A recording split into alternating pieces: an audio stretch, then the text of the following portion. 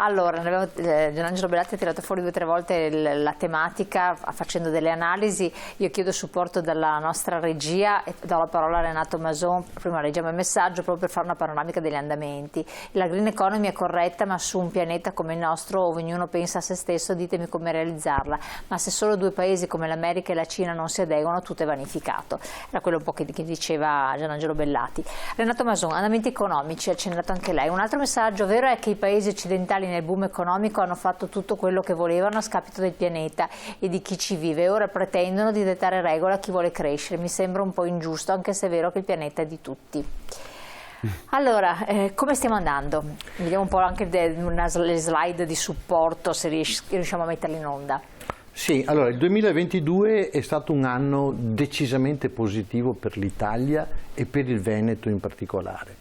Perché dico decisamente positivo? Perché la crescita dell'Italia, al di là dello 0,1 di differenza, è intorno al 3,9, 3,8, 3,9%. Il Veneto è intorno al 4,1, 4,2, cioè circa un 10% in più migliore il risultato dell'Italia. E questo è un fatto positivo. Se poi, perché è aumentato il PIL, sono aumentati gli investimenti, è aumentata l'occupazione, cioè è aumentato l'export, tutti segnali positivi.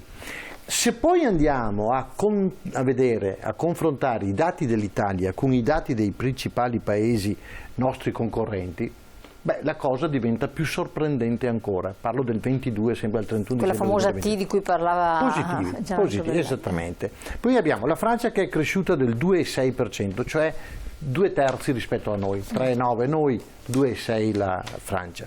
La Germania, udite udite, più 1,9, cioè è meno della metà della nostra crescita. La Spagna un po' più di noi e il Regno Unito, uscito dal malconcio, dicevano, dall'Europa, è cresciuto del 4,1%, cioè come il Veneto.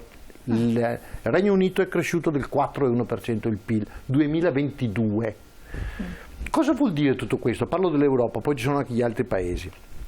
Vuol dire che il sistema italiano, l'hai accennato prima tu, il sistema italiano è un sistema, e quello veneto in particolare, che ha una grande capacità di ripresa, una grande capacità di rimettersi in corsa, di rimettersi in gioco. E questi sono gli aspetti positivi. Se poi noi guardiamo, oltre all'Europa, che l'Italia nel 2022 fa meglio di Cina, Francia, Giappone, Stati Uniti e Germania, abbiamo capito che l'Italia nel 2022 è andata decisamente bene.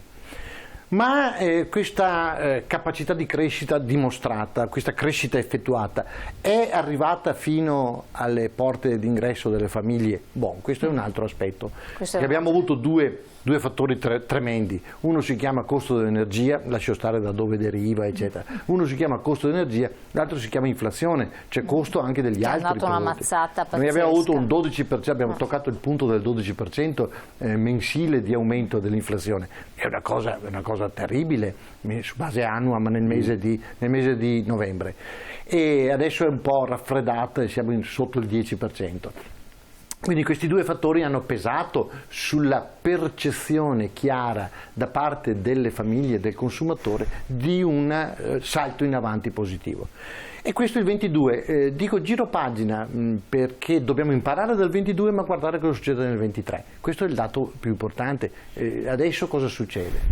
Allora, premesso che la crescita dell'Italia e dell'Europa, stavo per dire del mondo, non dipende certamente da Bruxelles, né tantomeno da Roma, non dipende neanche da Dio sa quali organismi internazionali. Due sono le capitali che funzionano. Dico capitali perché dietro ci sono lobby potenti dietro a questi due capitali. Non è il presidente degli Stati Uniti o il presidente della Cina, il segretario generale della Cina, del Partito Comunista Cinese.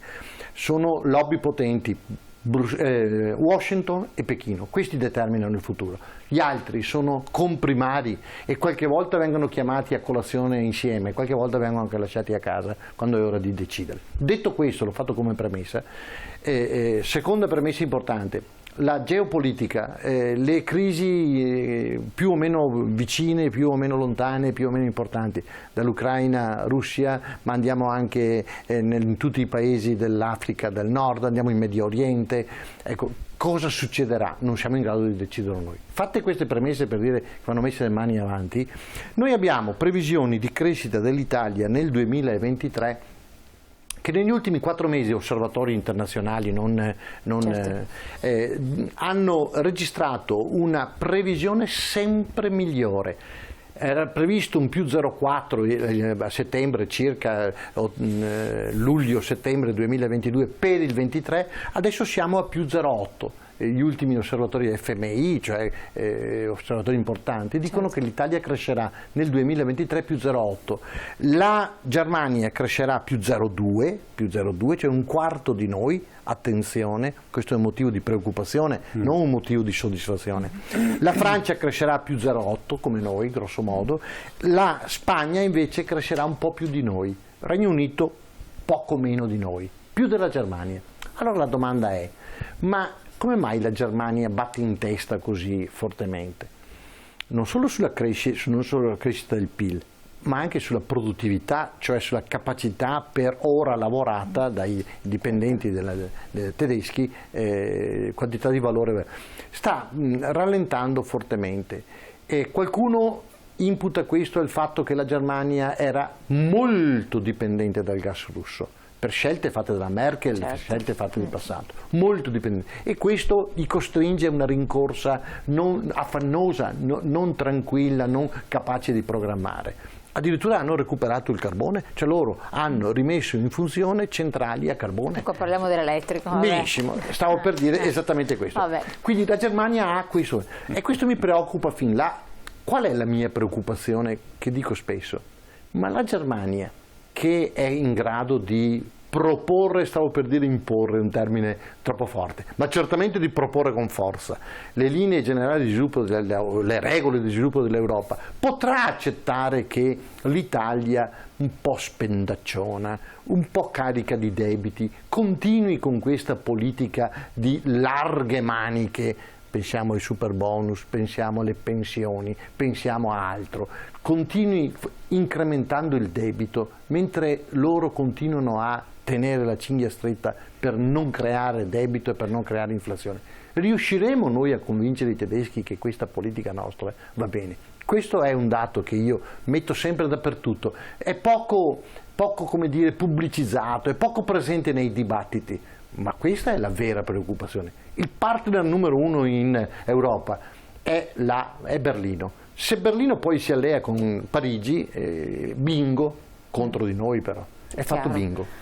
Da questo punto di vista, Bellati, quindi... Ma io non ho nulla da aggiungere perché sono d'accordissimo su questa cosa. Pensate che io a molti miei amici, quando mi domandano ma cosa succede, la politica, le elezioni in Italia, dico sì, sono molto importanti, ma cerchiamo di osservare sempre che cosa succede in Germania, perché noi dipendiamo talmente tanto, e in questo senso sono preoccupato anch'io del fatto che la Germania non abbia grandi prospettive di crescita del PIL come in altre epoche, perché siamo talmente legati alla loro economia che alla fine nuoce anche a noi se non riescono ad avere uno sviluppo abbastanza forte. Poi l'altro aspetto fondamentale è che cosa loro possono pensare. Io ricordo, ma Renato Mason se lo ricorderà anche lui, che noi non avevamo i parametri in ordine quando siamo entrati dentro l'euro, eravamo fuori completamente dai parametri di Maastricht, siamo ancora oggi, ma eravamo anche all'epoca, eppure entrammo perché io mi ricordo che Francia e Germania ce l'avevano su con le cosiddette svalutazioni competitive della lira, cioè la lira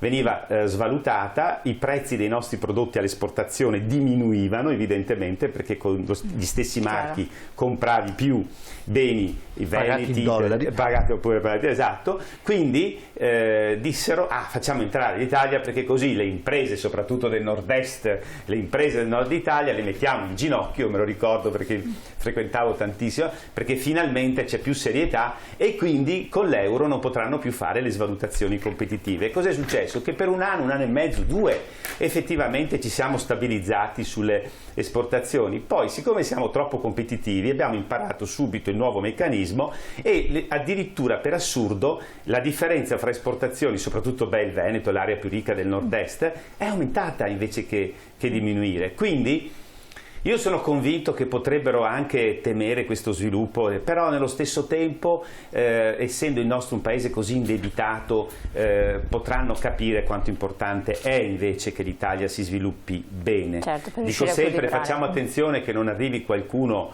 che in Germania ami troppo politiche nazionalistiche, perché se arriva quel qualcuno che comincia a dire adesso chiudiamo i rubinetti o riduciamo le garanzie per esempio al debito pubblico dell'Italia, certo che noi andiamo in crisi, ma dopo chi è che compra le BMW, le Mercedes? Perché la maggior parte del mercato automobilistico resta là per quanto riguarda l'Europa. Certo, purtroppo il tempo è finito. Avevo bisogno di parlare anche di altre tematiche, l'avevamo concordato anche insieme, proposto ai nostri telespettatori, a questo punto lo rifaremo un'altra volta, vi chiedo se potete darci ancora la disponibilità di essere ospiti in trasmissione. Grazie a voi telespettatori di aver partecipato, di averci seguito, rivedete in replica la puntata naturalmente sul nostro sito. Grazie Renato Mason, grazie Gerangelo Bellati che siete stati qui con noi, grazie a voi, buon proseguimento.